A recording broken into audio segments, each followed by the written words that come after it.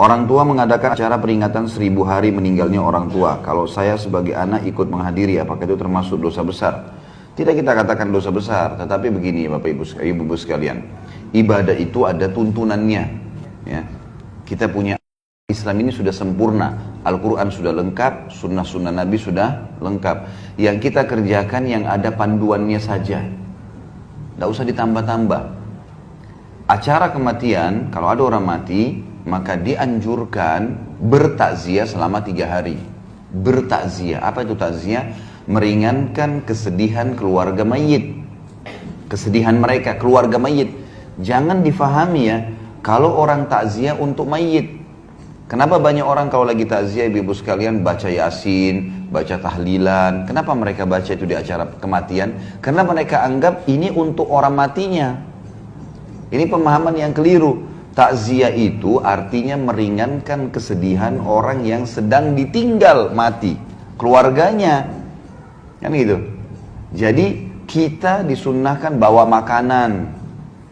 Waktu Ja'far bin Abi Thalib, saudara kandungnya Ali bin Abi Thalib meninggal di perang Mu'tah mati syahid, maka Nabi SAW berkata kepada penduduk Madinah, ya, buatkanlah makanan dan minuman untuk keluarganya Ja'far. Bukan Ja'far, Ja'far sudah mati. Yang mati ini setiap saat kita doain, bukan di hari itu. Ini 3 hari ini kita datang ke rumah orang yang sedang bersedih untuk keluarganya yang sedang sedih. Buatkanlah makanan dan minuman untuk keluarga Ja'far karena mereka sedang tertimpa apa yang tidak menimpa kalian. Kita disuruh bawa makanan, bawa minuman, kemudian datang selama 3 hari dan menyabarkan, mendoakan. Di antara doa Nabi SAW, A'zamallahu ajrakum, semoga Allah melipat gandakan pahala kalian. Kalau nggak bisa bahasa Arab, bisa bahasa Indonesia, dibacain buat mereka, sabarin, doain gitu kan. Inna lillahi ma'akhad, walillahi ma'a'ta, wa kullu syai'in indahu bimiqdar. Sesungguhnya milik Allah yang dia kasih, milik Allah yang dia ambil, dan semua berjalan sesuai dengan takdirnya. Sabarin, sabar ya gitu. Kakak saya beberapa tahun lalu anaknya meninggal dunia. Anaknya satu-satunya anak laki-laki. Anak ini sehat, habis asar, nggak ada apa-apa. Masih makan pisang goreng, masih minum teh hangat gitu. Kakak saya ini ibunya masih minta tolong antar ke tempat kursus adik perempuannya di kota Makassar kebetulan. Pada saat itu, tiba-tiba jam habis maghrib dia pulang habis antar ibunya, temannya telepon dari Bali minta dijemput di bandara Makassar, dia keluar pintu tol ditabrak mobil truk mati. Meninggal, nggak sakit, nggak apa ini. Nggak ada sama sekali apa-apa, tadi masih antar ibunya, jam 12 malam baru ketahuan. Itu pun yang tahu kebetulan adik saya laki-laki, jadi pamannya anak ini ya. Itu dari celananya, kok celananya kayak dia, ada dicari di rumah sakit, cari di mana-mana ditemukan. Itu darah semua.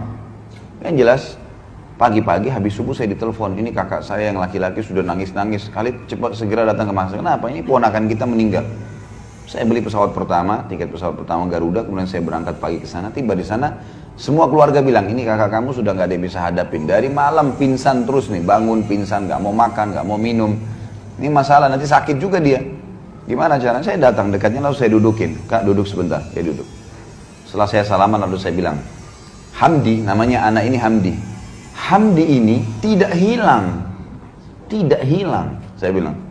Hamdi ini kita sebagai orang beriman tahu, pindah alam ke alam akhirat. Akhirat itu abadi. Dia sedang mendahului kita ke sana. Untuk apa kakak sedih? Jelas-jelas dia cuma pindah. Dia bangun dari tempat itu dan dia bilang, memang benar Hamdi gak hilang? Saya bilang, gak hilang. Orang beriman yakin, mati itu sebuah pintu untuk menuju kepada kehidupan abadi. Jadi nggak usah sedih dengan mati. Memang mati itu harus dilalui proses. Bukan cuma manusia, hewan, tumbuh-tumbuhan, semua mati. Gitu kan? Mati itu sebuah pintu, kalau kita masuk kita akan menuju ke rumah abadi kita.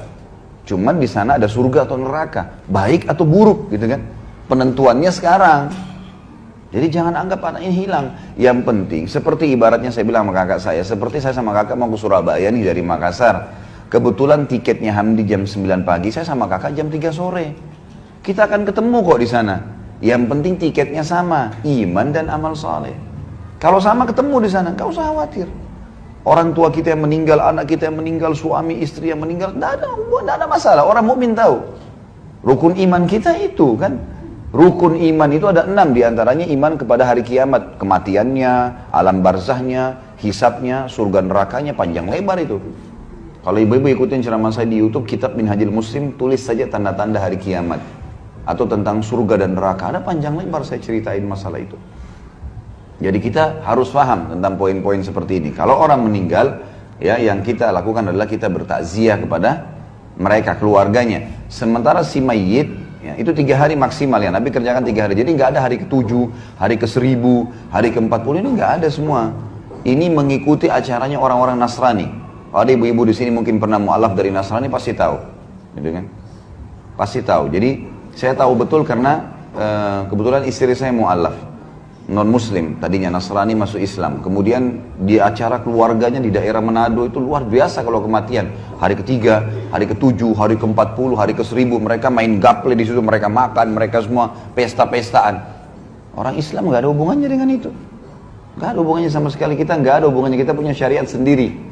Takziah 3 hari maksimal. Dan sabarin, bawain makanan, pulang. Jangan duduk di situ.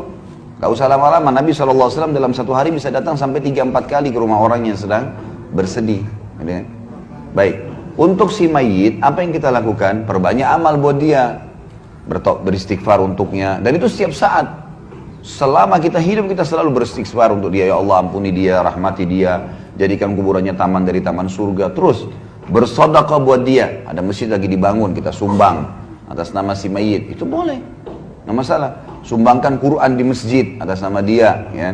Apapun yang bersifat amal jariah, pembangunan jalan lah, penggalian sumur lah, apa saja yang bisa jadi kebaikan buat dia. Dan masuk dalamnya juga haji dan umroh. Karena pernah memang ada ada seorang sahabat datang kepada Nabi SAW dan berkata, ya Rasulullah, ayah saya sudah meninggal. Yang satu bilang ayah saya sudah lumpuh total, gak bisa lagi safar, tapi belum pernah haji dan umroh. Bisa saya haji umrohkan? Kata Nabi SAW, haji dan umrohkanlah. Jadi boleh dihajikan dan diumrohkan, gitu kan? Di yayasan saya misalnya, saya buat program setiap tahun tuh banyak sekali jemaah yang ikut. Untuk haji itu $1.500, 1.500 US. Nanti kami kasih ke mahasiswa-mahasiswa di sana, mahasiswa kita Indonesia yang di Madinah, kasih mereka, nanti mereka hajikan, ya. Gitu kan? Kalau umroh itu kalau tidak salah ya sekitar $300. Jadi ibu-ibu biar tidak mampu untuk umrohkan, hajikan orang tua, bisa melalui orang-orang ini gitu. Bisa kita pakai tenaga-tenaga mereka, asal orang terpercaya. Nah, banyak juga ini orang-orang kita, karena pas masuk di hotel di Mekah, apalagi kalau yang ikut pemerintah ya, kalau ONH Plus biasanya dijaga tuh. Kalau yang ikut pemerintah ini karena buildingnya terbuka, banyak orang Bangladesh, banyak orang India masuk, nawar-nawarin badal haji. 1 kali haji 50 real. Ini nggak benar, ini nggak ada 50 real. Bagaimana caranya haji 50 real? Hah? Dia kumpul sampai 100 orang tuh. 1 kali haji 100 orang, gimana caranya? 1 haji 1 orang, nggak bisa. Gitu kan? Belum biaya kemah, belum transportasi, belum segala macam. Nah ini termasuk bisa untuk orang meninggal. Jadi didoakan setiap saat, selalu sedekah jariahkan buat dia, sedekah buat dia perbanyak. Kemudian juga kita haji dan umrohkan buat dia. Ya. Ini yang boleh. Jadi kita harus bedain ya, syariat kita jelas kok. Gak ada sesuatu yang keliru. Jadi perayaan hari 1000 mati ini tidak pernah ada. Setiap hari kita ingat dia, bukan hari ke-1000. Setiap hari kita sedekah, setiap hari kita doain, setiap detik kita doain. Ingat ibu kita langsung, ya Allah ampuni rahmati. Ingat ayah kita, ya Allah ampuni dan rahmati. Setiap saat anak kah, saudara kah, setiap saat kita doakan. Karena tradisi seperti ini adalah tradisi orang non muslim yang ditarik ke Islam.